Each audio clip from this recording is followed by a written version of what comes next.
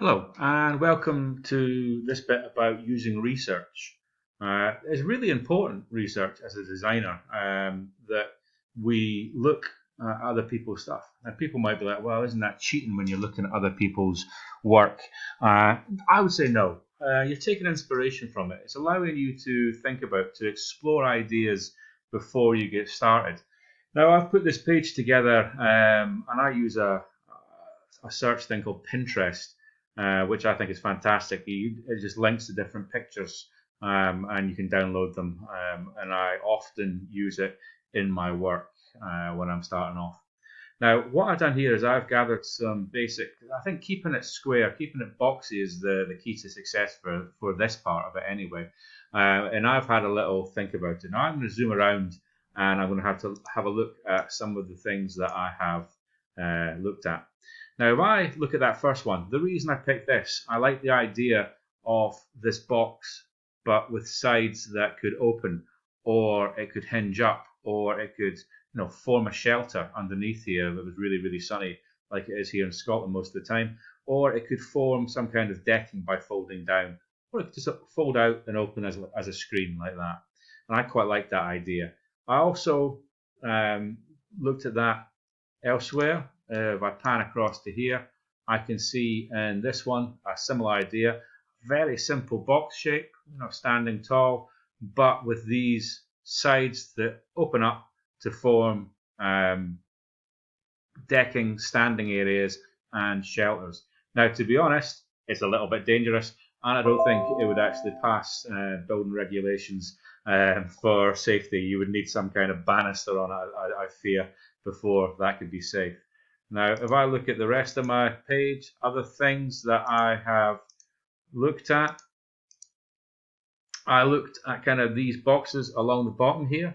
I'm going to zoom in on them. If you just bear with me a second, I'll just zoom into them. Now, I looked at them because I like the way the idea of them being stacked in different combinations.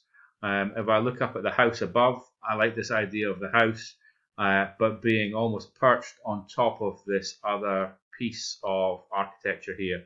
And I thought the same here with these boxes hanging, suspended, cantilevered.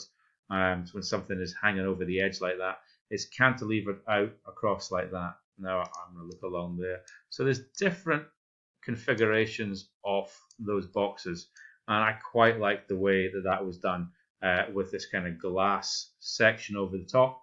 Now again, I start to think, well, how could I do that? Could that be my plastic lids, my food containers? Could these be my lollipop sticks? Could I make these boxes or 4 boxes the same and try and lay them out like that? Yeah. Other things I looked at on this.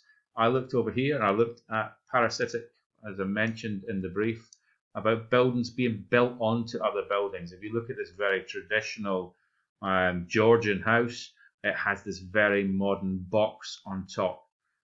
Again, this box almost growing suspended out the side of the architecture. Could that be something that you do? If you live in a flat, you live in a house, could you then suspend something out from the house? Could it be sitting on the roof? Could it be sitting on top of a garage? Could it be like that? So the importance of research, I think, is really, really important. It allows you to visually explore things before you actually start your project. Now, if we were at school, I would probably ask you to produce this yourself. Finding and researching and exploring, again, it's a core skill. ICT, finding information is a core skill. But because of the situation we're in, I think I'll give you that, and hopefully it'll be an interesting start. I do have other ones which I'm going to give to different classes. So if you want them too, just give me a shout, email me, and I can supply you with more research, which will hopefully spark other ideas too. So thank you for watching.